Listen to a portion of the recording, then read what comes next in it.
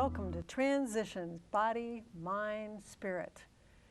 How do you do in a transition? I like to use the metaphor of triathlons. I do triathlons. I've been doing them for 11 years. I transition from one thing to another. It might be first you start to swim, and then you get to your transition area, and then you bike, and then you get to the transition area, and then you run. And that's a metaphor for life. So many of us are in transition, and we have some amazing guests tonight. In fact, their story is so amazing, we're doing 2 shows on them. So we have the first show, and then there'll be a second show. And imagine doing the Appalachian Trail. A lot of people have said, yeah, I'd like to hike the Appalachian Trail. It's over 2,100 miles. But so few people really, really do it. And our guests tonight have just completed it. And it took them 2 years of planning. It's such an amazing story. And I want our guests, Margie and Sarah, please introduce yourselves. Tell us when you just completed this marvelous, marvelous expedition. And tell us how it even began. My name is Margie, and your last name. My name is Margie Sanders, and I'm Sarah Mercier. And yeah, we started this plan. I guess the seed was planted for me when I was about 9 years old. Wow. I had a relative who was planning on doing the trail, and so we were at his house for a family reunion, and I walked into this one room, and there was this room full of these tiny little boxes from floor to ceiling, and I was like, what is going on in here? And he told me that was his food supply for the Appalachian Trail that he was mailing to himself along the way. And he kind of bent down, you know, he put his hands on his knees and kind of bent down, got in my face and said, you should do it someday. And you know, wow. Quite a few years later, obviously, I was able to do it. Wow. And how were you inspired to even do this? Did you have a childhood thing too? Unfortunately, I didn't. I grew up in Michigan and, you know, was outdoorsy and things like that. But hiking really, I enjoyed hiking, but I never thought of a long distance hike. And when I moved to Nashville, I became friends with Margie, and, you know, she had talked about it, and you know, just kind of enjoyed the outdoors and hiking. And so when it all started, we started talking about it, and we, you know, decided we could really do this. I was like, I'm in, I'm game, you know, like I never had that lifelong dream of wanting to do it. But as soon as I heard about it and did a ton of research on it, I was like, this is definitely something I want to do while I can. And it was just an amazing time from the beginning of when we were like, we're going to do this, and all the way through the end, and it was really great. She was really committed to it. Like once she said, yes, we're going to do it, she was like, we're going to do this. And I was like, I have to admit, I kind of was like, you know, we could just buy a camper, and have like weekend warrior, you know, but no, it wasn't good enough, you know, and so we really sat down and we're like, are we going to do it? We need to commit to it. I mean, we're in our early 30s, you know, this is not the time to, you know, by normal society or, you know, rules to uproot and go and do something like this. You know, this is the money-making years or whatever. But we made the commitment to do it, and it took 2 years to save enough money so that we could, you know, go have our life auto-drafted. I mean, I still, you know, had a mortgage. I had student loan, but we sold, you know, cars and got all of our finances in order. But that was probably the hardest piece, was saving enough money to do this in a way that we were going to enjoy ourselves. There's a lot of, you know, in any research of, you know, when someone starts to think about the Appalachian Trail, they're going to read all these books, or, and which we did. She read pretty much every book. Pretty much every book that was out there, I'm How pretty many sure. books are there out there? There's a lot. There's a lot. There's a lot of information, and you don't think about it if you're not interested in the trail, but as soon as you start, that seed gets planted, you just get engulfed by it, and it's just you can't get away from it. And as soon as you decide I want to do this, it consumes you. Yes. And you find every reading material in the internet, and you seek out other people who have done the trail so that you can get hands-on information. And that's what we did. And so I had a lot of time to read on airplanes, because in my career I traveled every week, and so what better to do on an airplane than read every book you could find about the Appalachian Trail. Wow, so that was part of your planning process. And what kind of work do you do? I worked for Frito-Lay out of their headquarters facilities in Texas, and I traveled around the country working with the distribution centers. So I was gone quite a bit. So it was nice that once we had decided we were going to do this, you know, to get grounded, get my feet planted on the ground, and no better way than to walk 2,000 miles. Wow. And then the unique thing is, and I've just been learning from talking to y'all, that you started tell us where you started. And a lot of people start from the south and go up, but you started from the north and went down. And tell us kind of like where that began and where it ended. Well, so we decided that we wanted to go southbound. And which means? From Maine, Millinocket, Maine, down at where Katahdin is, which is the start of the Appalachian Trail. It's in Maine. in Maine, in Millinocket, which is, I'd say, a little bit north of Bangor. It's more north of Bangor, Maine. And so we started there, and we wanted to come south to Springer Mountain, Georgia, which is North Georgia. And a big reason why we decided to do that is because I'm from Nashville, and so I needed kind of the psychology of walking towards Nashville, towards the south, homeland, coming home. That gave me a big advantage of being able to finish, because you know, bless the people who went the other direction, because it's tough. It was really tough. Wow. So, and you started out in what month? We started May 19th. We were about 2 weeks earlier than the majority of the folks that start in the north. We were just chomping at the bit, and we had booked our flights, and we weren't going to change it. So we got up there, and there was nothing else to do but hike. And so we started May 19th, and we finished November 9th down in Georgia, in Springer, Georgia. It's a long time. It's a long time. It's a long time to be hiking. And be away from your animals. But it took us 2 years to plan for that 6-month trip. And, you know, without that planning piece of it, we never would have been able to finish. No. And the pieces of your planning, and I understand you were the main planner, right? I was all about logistics. I loved planning for this hike. They have a guidebook. I know, it's weird. I'll explain. There's a guidebook out there that shows you mileage and trails and tells you all the trail towns. And so, again, I had a lot of time on the airplane, so I purchased the book in January or March, and I went through and I calendarized our entire trip from the time we would start to the time we would finish. And so the logistics of it, I loved it so much. I had so much fun. Like mentally, I hiked the trail about 6 times before my feet ever touched the ground. She did. She put down how many miles we were going to hike every day. I mean, this is a 6-month calendar.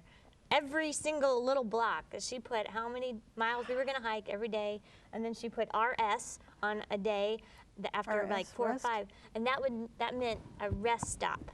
Okay. So we had to stop, and I was like, how many of those do we get?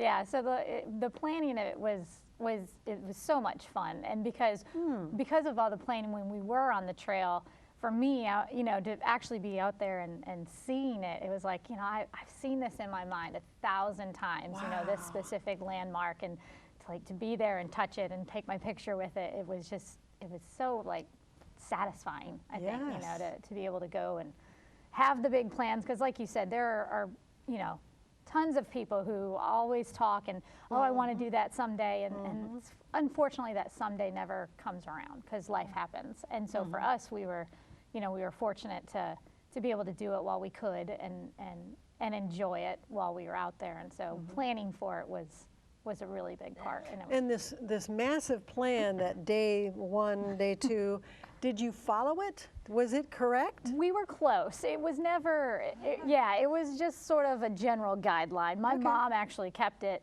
and she would tell me, how many days off we were, or, oh, you're doing great, you're 2 days ahead of schedule, so the one piece about the trail is flexibility. And I knew, writing down 6 months in advance, it's not realistic that you're going to hit all those days, but we were close on the length of time that we took, and there were some times where we were right on schedule, and if we needed an extra day of rest, it wasn't a big deal because you just had to be flexible with it. But we were close.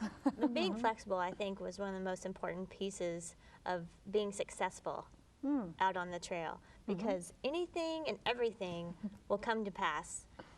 I mean, from 4-foot mud puddles that come out of nowhere to rainstorms, continuous lightning, damaging winds, to gorgeous weather, unbelievable encounters with strangers throughout. I mean, it was almost the whole eastern United States that we walked, and over 2,000 miles. It's and incredible. The people that we were able to meet, and it was just unbelievable. And the wildlife, that we were able to be so close to, and just we're in their living room, essentially. And Right, it was it's really incredible to look back on our experience. And we've been home we got done in November.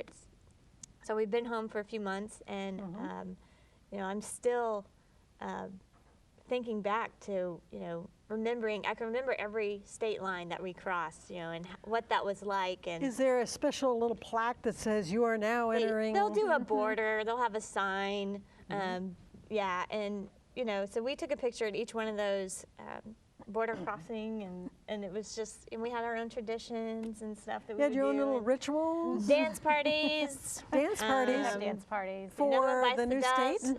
Yeah. Yeah, for the new state. Yep. And It's a big deal. we had a lot of fun. That's We great. had a lot of dance parties. We took some videos. She did all the cameras, taking.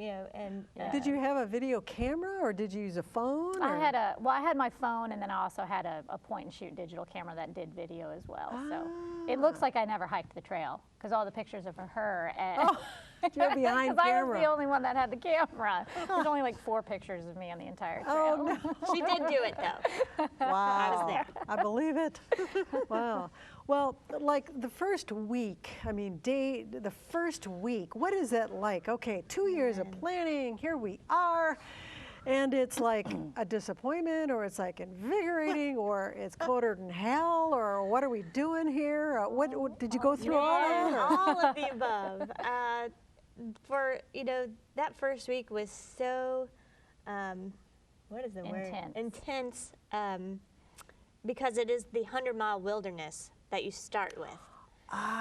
In the direction that we were. Wilderness. Right. So when you start with, if you're a southbounder or Sobo, that's what you're starting with. You're starting with a 100-mile wilderness. And then, of course, northbounders, that's what they're finishing with. It's like the last kick to get home.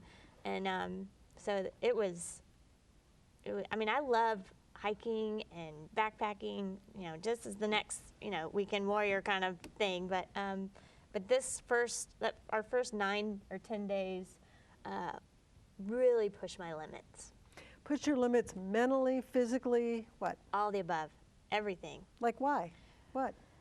The weather, it's one thing to hike on the weekend and then pack up your car and go home. Right. But when you have to put on frozen boots and frozen clothes and go hike in them for another 12 hours and do it again and again, physically it's difficult, but more so mentally, you can't really plan for that unless you do it. And so all the planning that we were doing, we never put on frozen boots. We should do that. If you're going to plan, yes, if you're going to plan, go find the worst weather you can and stay out a few days in it. So, the weather was one thing we really couldn't plan for. We knew the mileage, you know, what we needed to do, because the first 10 days there's no place to resupply to buy more food. So we had to carry 9 days worth of food. So we had those mileage days that was the one time we knew we had to hit a certain mileage for the day. No shower. Yeah. And No showers. No shower, no, you know, you can't, no house shoes. Wow. No. And then what about the water? Water. Yeah. 9 days, you know, what are you doing for water? Water was everywhere. It was completely, the trail was at times completely saturated. We were crossing rivers, streams, ponds. I mean, I couldn't tell the difference between any of them, and because it was just so much water. And so we were crossing, you know, 8 streams or something like that. So didn't you have to purify your water, and then how did you carry the purified water with you, or? Yeah, we had a water purifying system that we got, and we did a lot of research on all the different kinds of water purifiers that are out there, and we decided what we liked best and what was going to work for us, and so we filtered every time. I mean, we didn't ever skimp. So any of our water, we had to, you know, at the end of the day, you're done hiking, you went and got your water. It meant get the filter out, go find the stream that may be, you know, a quarter mile or half a mile. Down the mountain. Down the mountain. It's always down the hill. Down the mountain, climb up the mountain with the water. But you go and you filter. We had a 2-liter bag that would filter for clean water, and then we'd bring it back and, you know, use it to cook with, and not drink too much, because we really made it a point to not go to the bathroom in the middle of the night. That was one of the things we tried to stay away from. No liquids after 6 p.m. Nope. Ah, because you didn't want to get out in the blackness. Yes. The darkest dark I have ever experienced in my life. Yeah. Wow. And then people want to know, when you're in your tent, did you hear a bear? Did you hear things rustling out there? Or there were so many noises that there was one night I had to put my earplugs in because I was so terrified of all of the noises. So earplugs are really important on the trail. Well, don't you want to hear the noises? No, I didn't. I didn't want to. We chose not to hear it. I really felt safe in our little tent. I felt like that was going to protect us, so I was okay. I was okay with that. Not hearing them, but Not there hearing could be them. something out there. Oh yeah, they were out there for sure. Who is they? But at the same We want to know. time, I never looked. Never looked. at the same time, we would be above tree line, you know, on top of the mountain, and there were no trees, no bugs, the birds. I mean, there wasn't all of those guys were down below. So we were up high enough that it was so quiet. It was a little too quiet. So I'd end up putting in my ear, you know, earplugs. So you had your earplugs so you wouldn't hear what's out there because you were terrified, but you couldn't see out there anyway. I guess you could put a flashlight out there, supposedly, right? No. No. It could have. I was pooped. I mean, it's not the best word to You're say, just but too I was tired and tired. whatever. They won't bother us. I don't want to hear about it. You start to get used to it, you know. I mean, that first week it was like that, you know. It was like a little uneasy, but then you start to get used to being out in nature and for a long time, you know. I mean, it became our job to hike. That was our, you know, 8 hours. So you're typical, you wake up in the morning, you hope the weather's good, and then you pack everything up back, and stay tuned for the next show, because we're going to have both of them take the pack and show us what's in that pack they've been carrying around. But I digress. Yeah.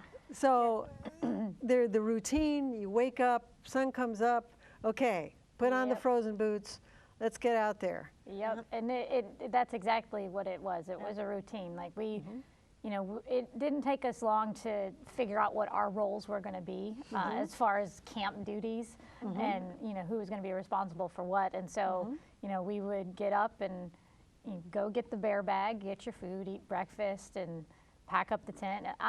On a good day, when we knew we were going to go into town and get food, we could be up and ready to go in 15 minutes. We were done. We were gone. So you would allow yourself, sometimes you would have food with you. You'd cook it, right? But then sometimes you go, hey, there's a town, let's go to an actual Yes. restaurant. Yes. Oh, And those yes. are the days that we're like, okay, 15 minutes, tent, camp is packed up and we are on Trucking. the trail. Yeah. Because we knew, the way it would plan out was typically before we would get to town, we would only be, no more than 12 miles from town. So that was maybe 4 to 6 hours worth of hiking. So we knew that we could get there pretty quickly. And so those days went by much faster than there's nothing around for 3 days.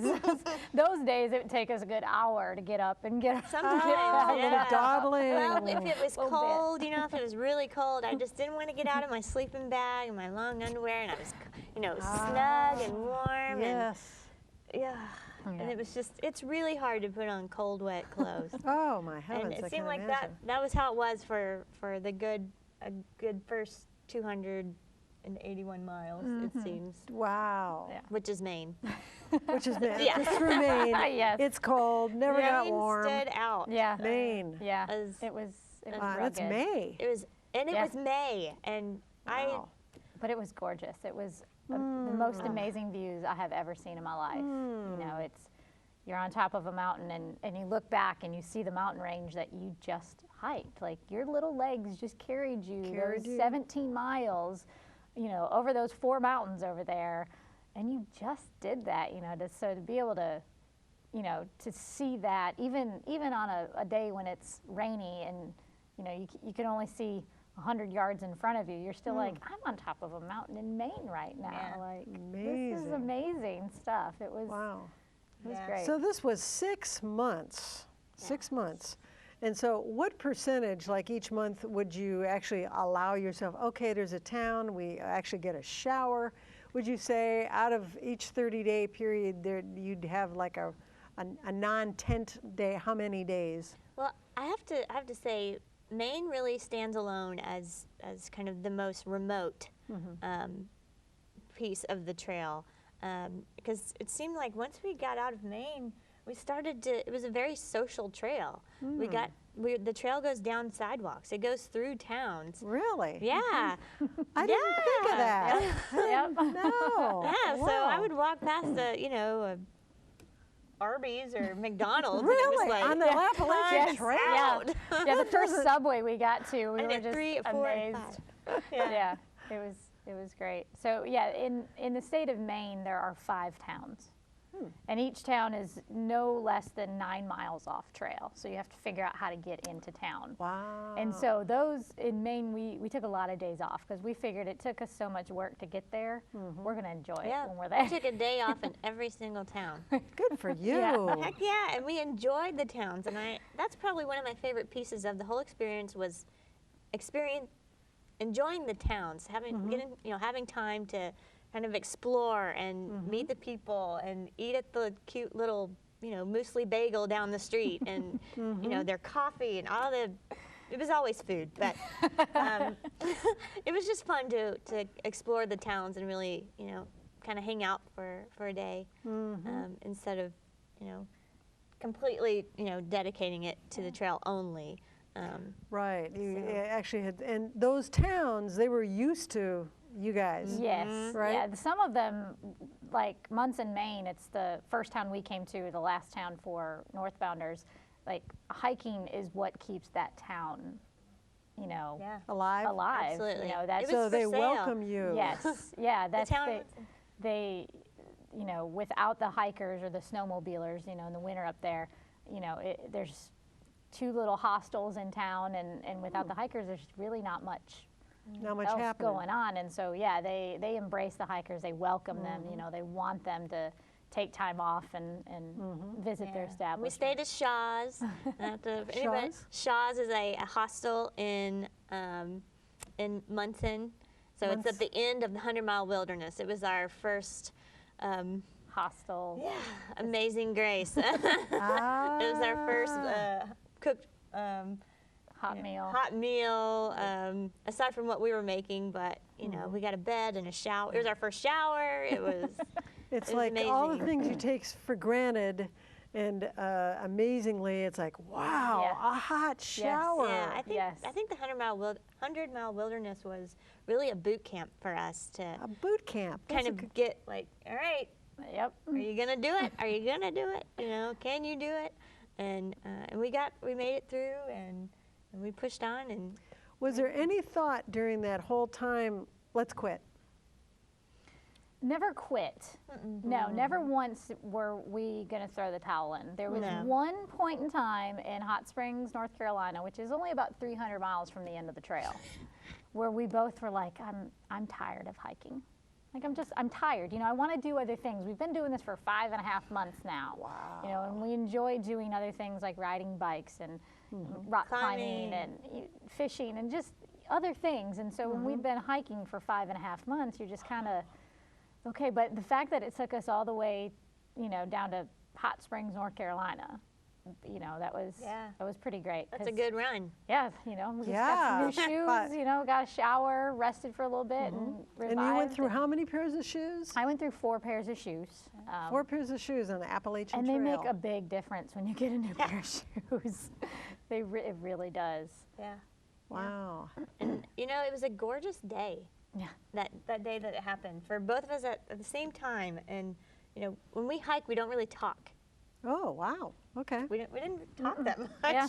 while we were hiking, and so which was, you know, majority of the day. But it was just one of these days, and we were going up this hill, and I wasn't hiking very well. I was kind of, I don't know, I just kept, you know, And you had the kicking poles? my feet, and we had our trekking poles, and nothing was going really smoothly. And I just stopped, and I turned around, and I looked at her, and we both were like, I'm tired of this, I think, and I'm ready, just, you know, something. I need something. So we got to Hot Springs and got some beer and got Get a some beer. That's it. Let's beer and have a a burger. beer. Yeah, beer and a burger. And some new shoes, and it really revived us. Yeah. Wow. We were ready to go again. Wow. You know, there is so much to this story. And I think that, and part of me, I'm so curious on what you carry on your back and everything. And we're going to be definitely going through that on the second part of the show and all. So, and I feel that people will be able to watch this show and go, hey, I want to do the Appalachian Trail. Look at those women. They did it. They did it. They had a good time. Yep. know? Anybody can do it. Anybody Yes. who puts their mind to it. The trail is 90% mental. Yes. The 90% the mental. Yes. physical aspect of it, it's difficult, but it's your brain telling you, yes, your feet hurt, but you have to keep hiking. Or your knees are sore, but you just have to keep hiking. It's gonna rain, but you have to keep going. And Wow. we saw people from an 18-year-old guy who just graduated high school all the way up to, I think he was 72-year-old guy who was out doing a through hike. I mean, it's Wow. all walks of life, all ages. Wow. It's awesome. Well, thank you both very much for telling us about the Appalachian Trail. Stay tuned. We have show 2 coming up. It'll be great. We'll learn more details. Thank you, Becky Mayer, for Transitions. Have a good night.